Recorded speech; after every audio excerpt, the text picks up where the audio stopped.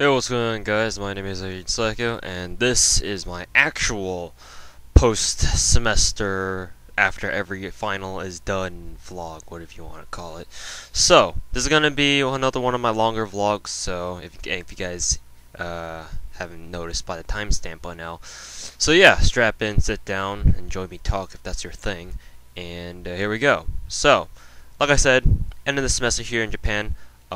If you guys didn't know, I stayed here from June 24th. Oh, June 20th, what the fuck? I haven't slept, clearly, you guys can tell already. But, I've been here since January 24th, not June, January.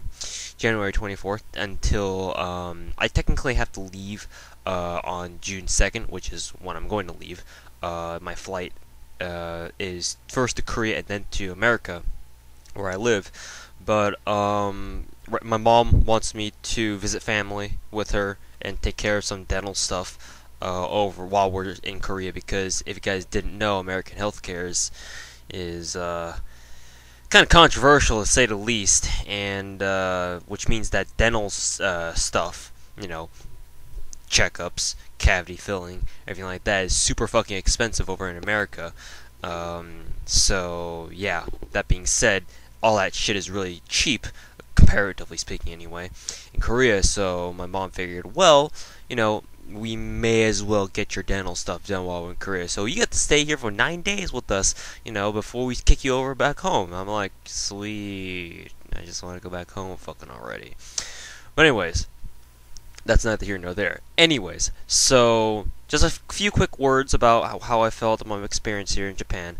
I know I should have made a lot more vlogs than I had, but as it turned out, dealing with having to kind of adjust my lifestyle to match the pace of how my life has been going for the last 6 months or so, 5 or 6 months. I don't really fucking know by this point.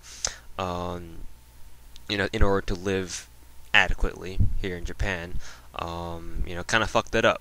So there's not really much I could have done there, and yeah, that, and at least for the first couple of months, it was really nice to not have to always be constantly uploading videos all the time. Obviously lately, during the months leading up to my study abroad semester here in Japan, I definitely slowed down my uploading.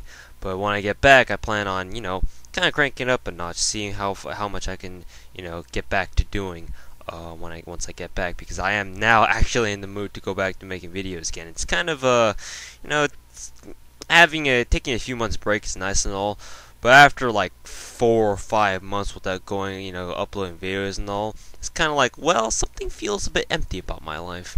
I wonder what that is. So yeah, really looking forward to coming back home and finally get around to properly making videos again on Combat Arms, which most of you are here for anyway. So yeah. Other than that, Japan was really fun.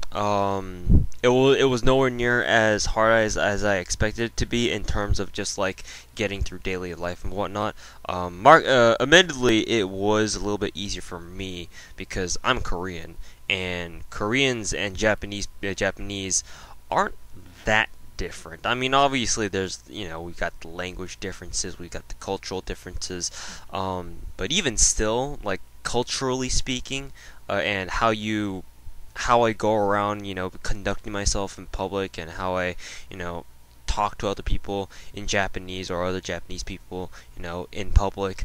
That kind of came naturally to me because, even though I did grow up most of my life in America, living, very Americanish ways, my parents, I would have to say, did a pretty good job of, bashing in those Asian ideals, the Asian culture, social, culturisms, whatever you want to call it, into me while I was growing up. So yeah, being able to talk to other people in Japanese wasn't that much of a big deal, actually. Well, not necessarily talking to them in Japanese, because I still am very bad at speaking Japanese. I have gotten a lot better, admittedly. I mean, living in a country that doesn't speak your language for about 6 months will do that to you. But besides not being able to speak properly in Japanese, just the nuances of interacting with people, like small things that, if you're not of a similar culture, you wouldn't get. Like if I were white, I came here in Japan, I would probably not have had the same amount of, comfort, so to speak, as I would have, as I did, trying to kind of, acclimate myself to Japanese society, culture, whatever. I don't know. I don't know where I was trying to go with that. But in any case, it wasn't that bad. That was what I'm trying to say. So if you guys are kind of worried about, oh, should I go study abroad or somewhere, especially to Japan or whatever, I'd say do it. There are certain stereotypes that do hold true. Japanese people are really, really polite. They're really, really nice, and typically speaking, most of them will, try to help you out. And when they see that you're just a, foreigner trying to make his way, through Japanese society, they'll help you out a little bit. We did learn about some things that weren't so great about Japan, like like recently there's been a very strong right-wing political campaign and commentary that's been going on in Japan as of late. And unfortunately for us foreigners, especially unfortunately for me especially because I'm a Korean, those right-wing guys in the Japanese government really don't like foreigners, especially not Koreans either. So, yeah, that's kind of an ugly side of Japan, but fortunately there's still a minority, and, generally speaking, we don't have to really worry about them too much. The most we have to worry about is, maybe in certain parts of Osaka, or certain parts of the country, there will be people going around in, like, cars with like megaphones mounted on top of them, and people inside them speaking in Japanese, basically saying something along the lines of, all foreigners should go back to their homes, go back to their own home countries or whatever, something like that. Obviously, there were none of those things around where, the area where I live, which is a very friendly, very foreigner-friendly place. Osaka is usually a pretty open-minded place when it comes. It's always been like that, historically speaking, anyway. And Osaka's not really the place for things like that, so we didn't really have to worry about it too much. So yeah, that's not really much to worry about in Japan. Much less than I had intentionally or initially worried about first coming here. So that was a really big relief.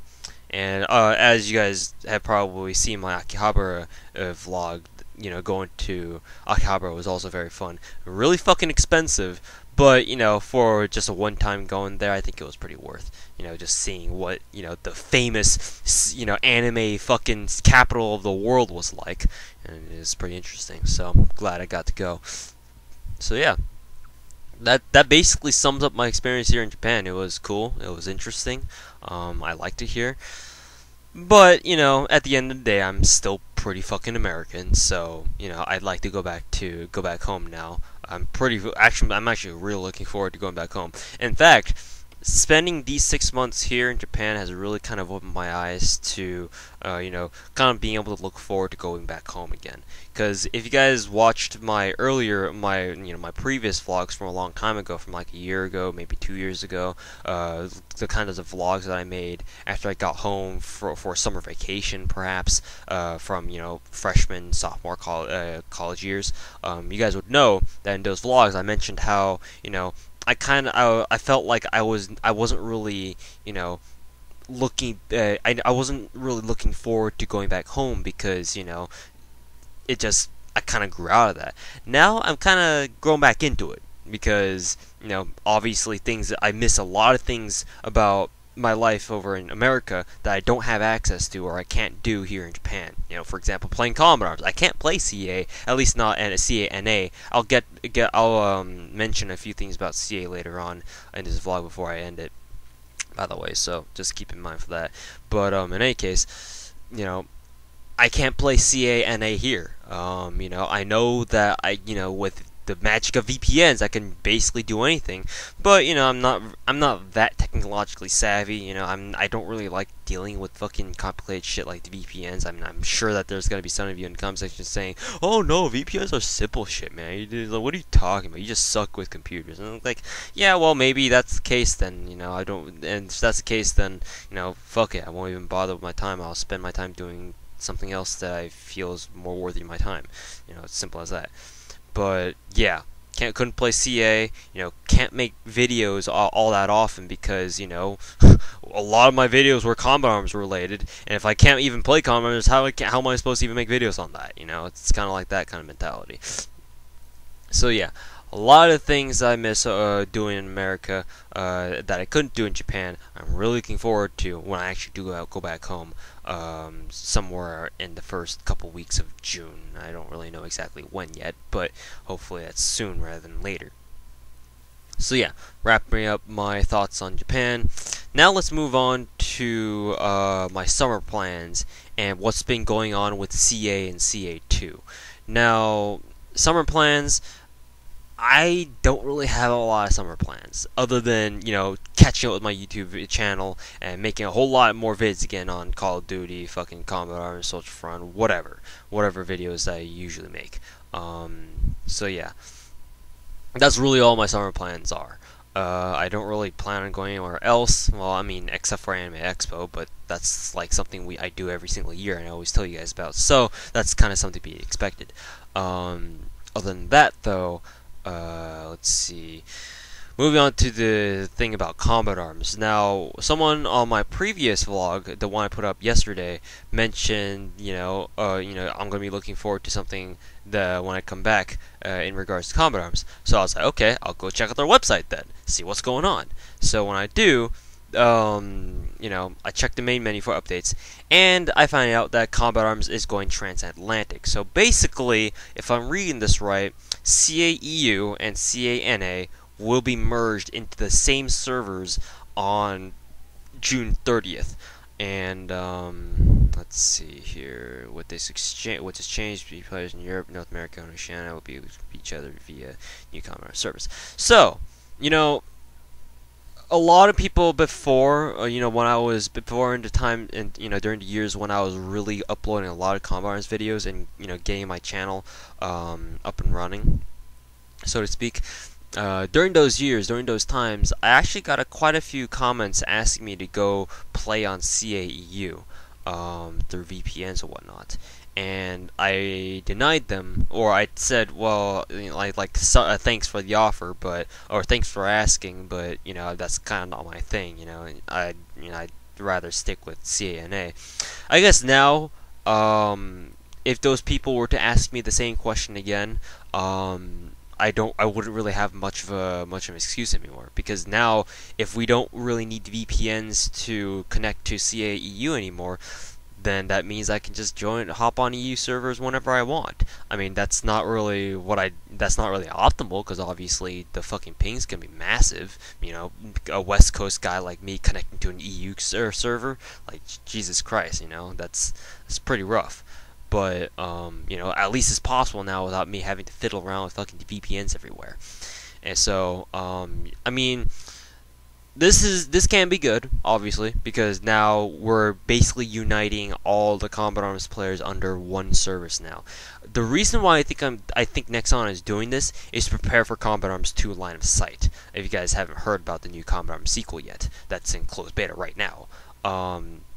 And unfortunately, it's also only available in CAE in Europe for some reason. I don't know why. Hopefully, they release the closed beta to expand it to NA. So when I get back, I can actually try it out for myself. But in any case, that's neither here nor there. Anyways, so the reason why I think, just to restate it again, the reason why I think Nexon is doing this, combining all the CAE servers under into one, is to prepare the servers for Combat Arms Line of Sight. That's honestly what I think they're doing. Maybe I could be wrong. I'm not really too sure about closed beta testings and corporate planning and whatever when it comes to video games. But this really seems like Nexon is really looking to try to prepare prepare themselves, like prep themselves up for the eventual release of the beta for Combat Arms 2, and maybe try out see how merging transatlantic servers goes.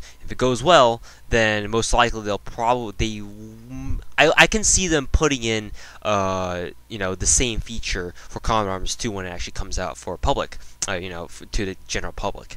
I don't really see what else they could be doing this for, because obviously making this kind of a change is obviously really, really taxing and is very resource and labor intensive in order to do something like that. Maybe it's not. I don't know. I'm not like a coding expert. I'm not really too familiar with the behind the scenes of these kinds of things. So I could be wrong, but it just kind of everything points in the direction of, hey, we're going to prepare for Combat Arms line of sight. So in order to do that, we're going to combine all the servers into one.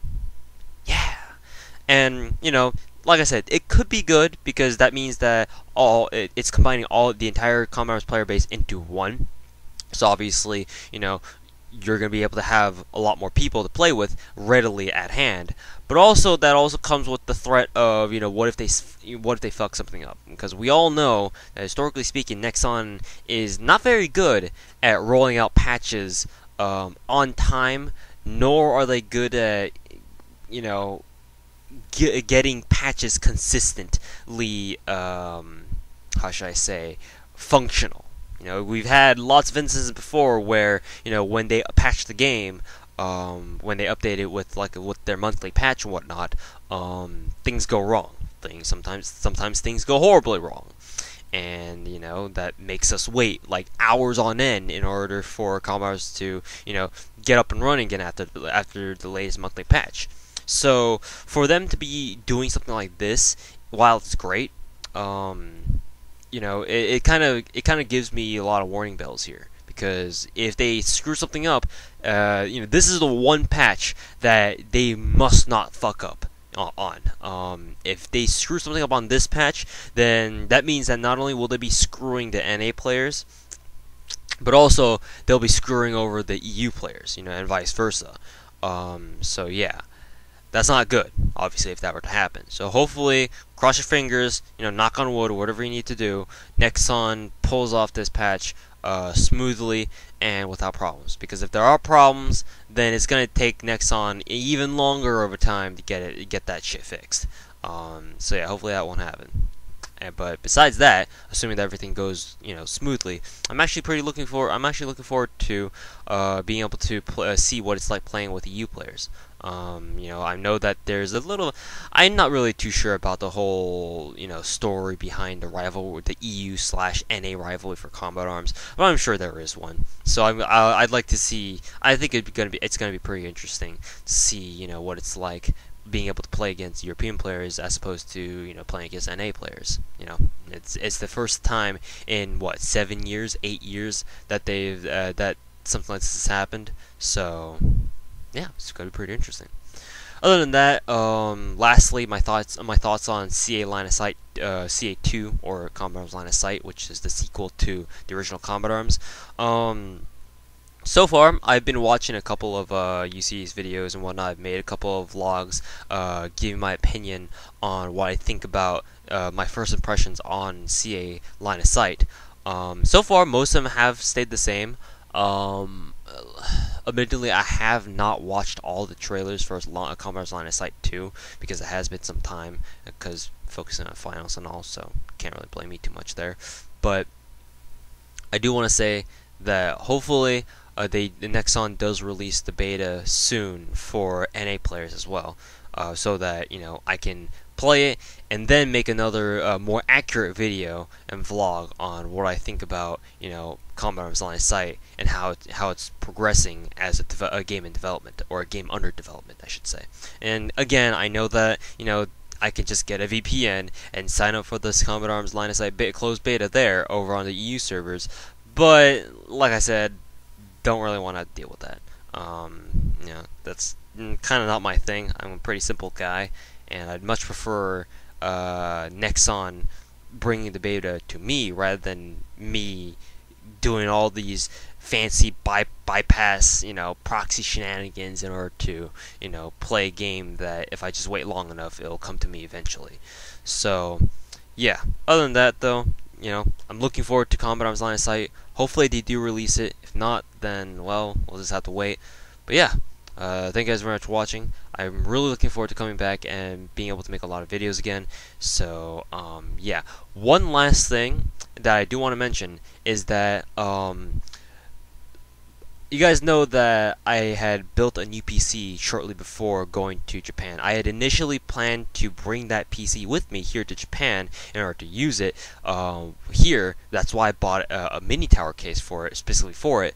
But unfortunately, as it turned out, I didn't take into account that even with the small mini tower case, my new PC would not be able to fit in my suitcase with all my other shit. So I basically had to leave it behind back home in America, and not bring it with me, and just bring my laptop instead, which I've been using for the past like 5-6 years now.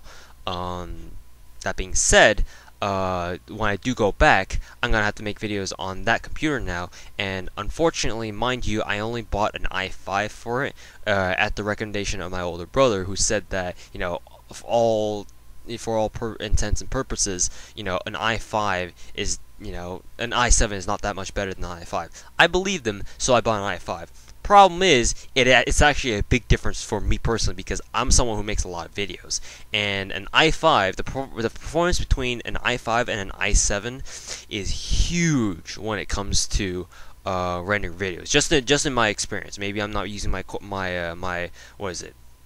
processors properly, but in my experience, my laptop, this 6 or 7 year old laptop that I'm using right now, that I've always used to make videos with, this thing still renders videos faster than my i5, my new PC that only has an i5. So if that's happening right now, then I truly regret my purchase and buying an i5 for my new PC. That being said, though, I feel like I've take a shot every time I say that being said, but in any case, here in Japan right now, I am eligible for a $6,000 scholarship from my home in my Japanese university, where I'm studying at, or used to study now. Now that finals are over, I'm not really studying there anymore technically, but yeah. They said that I was eligible for a $6,000 scholarship, and that if I get above at least a 3.0 GPA, they'll send $6,000 in U.S. cash straight to my house in sometime in June. So the good thing about this is that I'm pretty sure it's just straight hard cash. Like, I just need to take the check or whatever they're gonna send me to my bank account and just fucking cash that baby. And it's not like, oh, you specifically have to use it for school or whatever. It's just, hey, we'll give you $6,000 to, for you, as a reward for you being a good student in our university. Thank you. And I'm like, cool, sweet, I get to use that $6,000 for a fucking new computer. And if that's the case, if I don't know my grades just yet, but if I do manage to pull off, being able to receive that $6,000, then I will be making another computer. I will be building another computer properly this time, without a damn mini tower case that gave me and my friends fucking trouble out the ass when we tried building it the first time around. And an i7, so that rendering videos is a lot freaking easier. So I'm crossing my fingers. Hopefully you will too for me. But anyways, thank you guys very much for watching. I'll end the video here because clearly I've been talking for way too long, as I usually do. But yeah, thank you guys very much for watching. We'll see you guys later. And I'll see you guys back in America.